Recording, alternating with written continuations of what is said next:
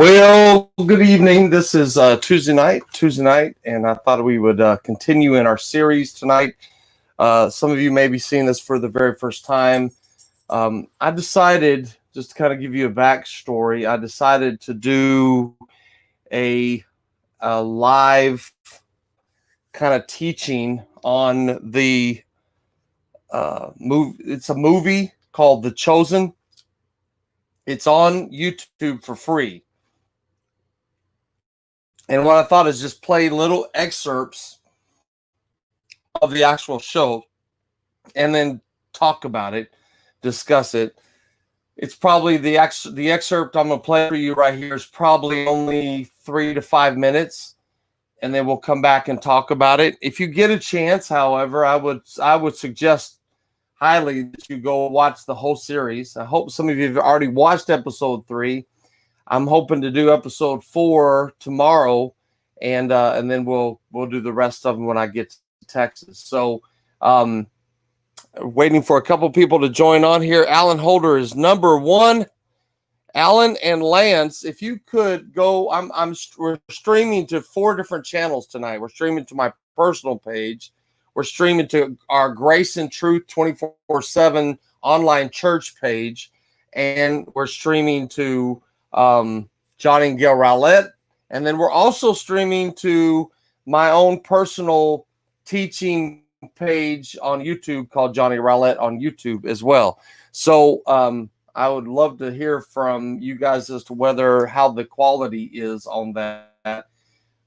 It's hard when you stream to all 4 to keep the consistency of quality intact, but nonetheless, we are on episode 3 tonight of #The Chosen.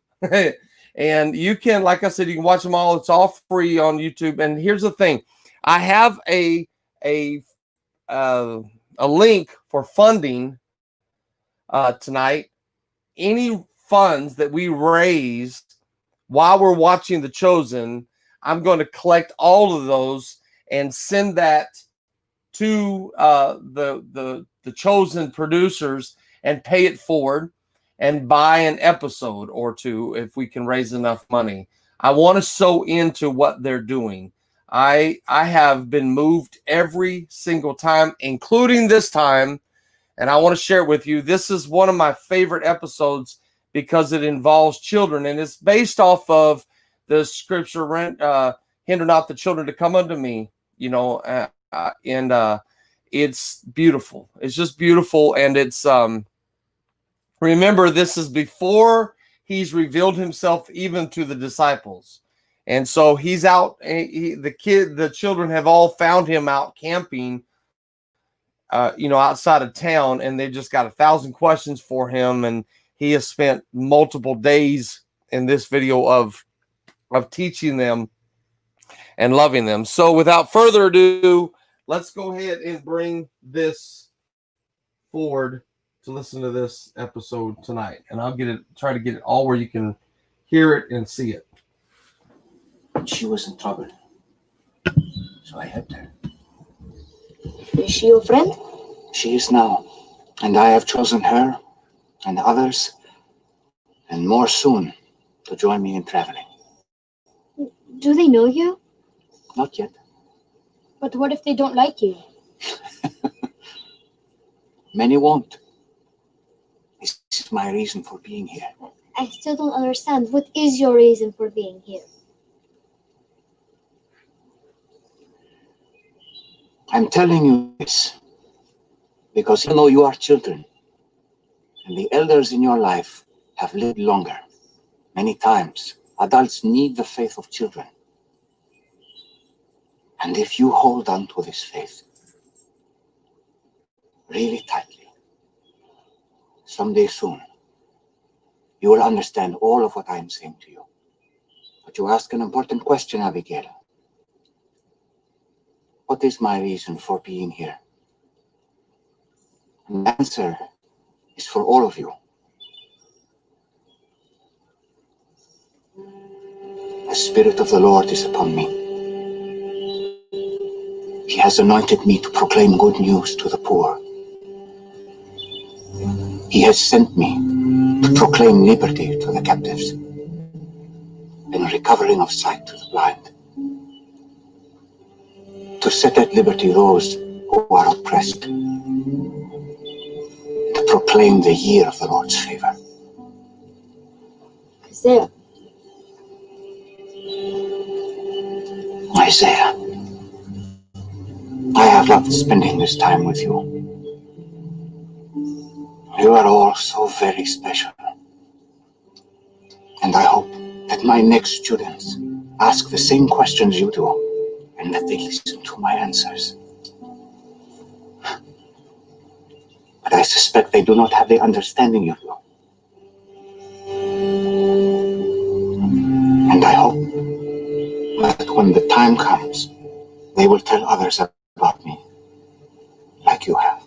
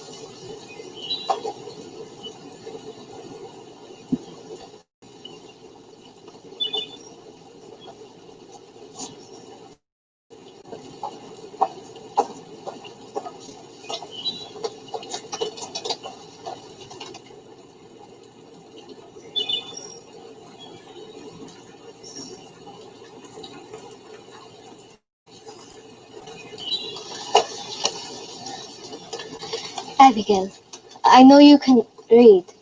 You are very special. This is for you. I did not come only for the wealthy.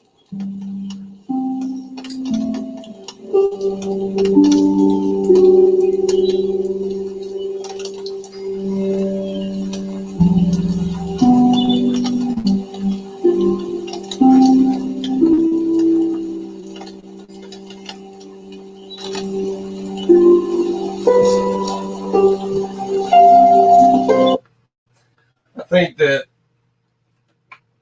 why that gets me so much is obviously multiple reasons. Whew. I think one thing is it's just interesting to see a perspective of Jesus before he was made known, before his ministry started, and his love for children, and the fact that he was a carpenter. I don't know if you picked up on that, but he built her those little horses and out of wood carvings, and he was a carpenter with and I don't know. Sometimes I need to be reminded that he was fully man as well as being fully God. I think sometimes I need to be reminded that he's gone through things that I've gone through. He's felt what I felt. He knows what it means to be a child. He knows what it means to be anxious. He knows what it means to be afraid. He knows what it means to be human. He knows what it means to be angered. He knows what it means and feels like to be cheated, to be lied to.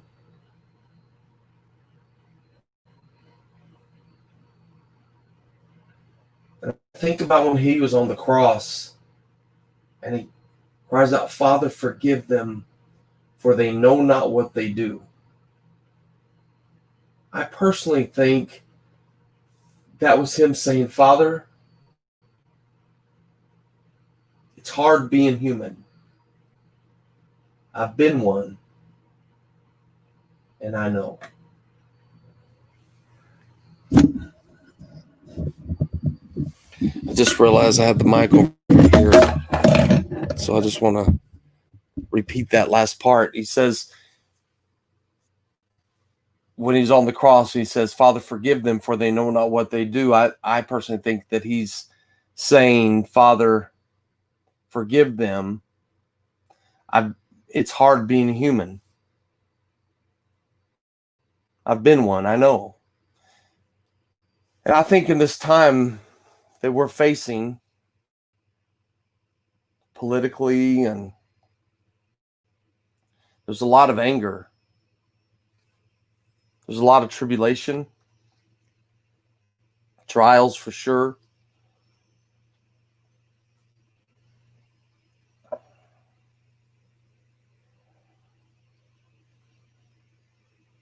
I've never seen a time where Christians were so mean to each other,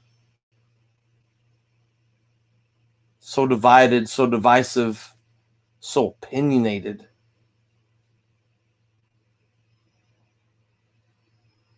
I read a perspective from a woman today that actually I agreed with her perspective, but the way that she was making her perspective was so vile. Her point was right, but in my opinion, it was right, but she was so mean in the way she was expressing it. I'm just like, the scene right before here, right before this one, Jesus is talking to the children, and he's talking to this young man who got into a fight at school. And Jesus is asking, so what happened? He said, well, he kept pushing me, and finally I pushed him back, and I pushed him back so hard that he fell. And Jesus said, well, it's no surprise then that you got in trouble. And the kid was like, what? That kid pushed me first. And Jesus said, but you retaliated in anger. And the little boy says, we were taught by our rabbi, that it's an eye for an eye and a tooth for a tooth. And Jesus goes, he says, listen, I want you to honor your elders. He says, but sometimes, although they have eldership, it doesn't mean that they're wise. He says, our job is to love. And sometimes that means taking it.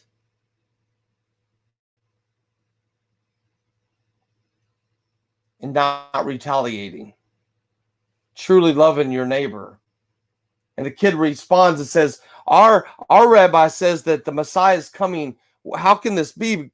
He's coming with a sword and on a chariot, and he's going to fight Rome and take back Rome from. And Jesus says, they lack wisdom. They lack understanding. He will not come with a sword. And where they're getting that is they're getting that from the story in the Pentateuch. Well, it wasn't the Pentateuch. It was in the book that is not canonized called Maccabees. And Maccabees was a great warrior that fought the Greek people, the Greek warriors, and won the Jewish people won because of Maccabees. And he won with a sword. And so from that point on, it was taught and it was thought that the Messiah would come in that same manner. And so many people believe that so long that they didn't even notice when the real Messiah walked in, because he didn't come in with a sword. He didn't come in to beat down Rome. He came in loving children, feeding the hungry, healing the blind, casting out demons, loving people.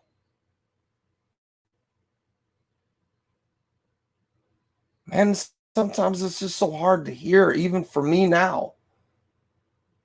I know it feels like we've been bullied, and we have. I know it feels like we've been pushed around, and we have.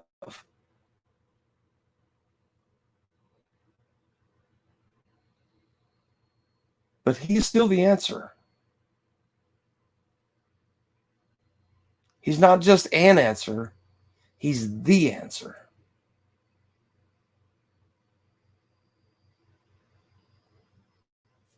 The piece that got me the most at the very end of that is when all the children leave, and the next day that little Abigail comes back and runs up and sees that Jesus is gone, and he leaves her a toy, leaves her a set, like created her like a little farm with the cutout horses and a stable and all just beautiful. And it has, what I thought was a little manger scene with a replica of like where he was born. It was just really powerful scene.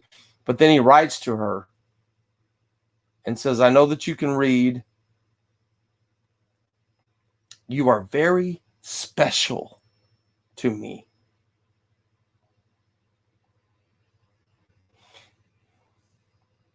And I have not come just for the wealthy. And something in that message hit me as I almost felt like maybe what she felt. Like all of a sudden, Abigail just realized he's the one.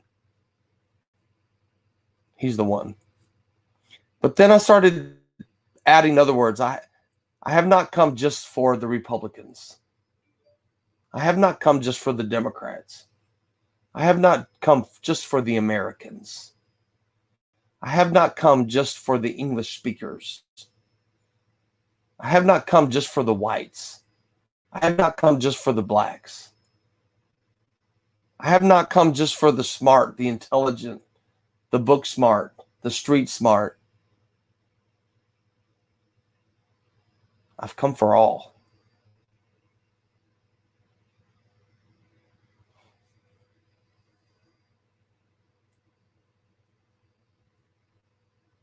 That's our message. And tonight, as you're watching this, I just want you to know if you've never received Jesus Christ as your Lord and your Savior, because of maybe religiousness has put a bad taste in your mouth, or somebody hurt you or wounded you, I want you to know it's a simple message. For God so loved you that he gave you Jesus. That whosoever would believe in him would never perish, but have everlasting life. I'm a whosoever. And you are too. Good night. Love you all.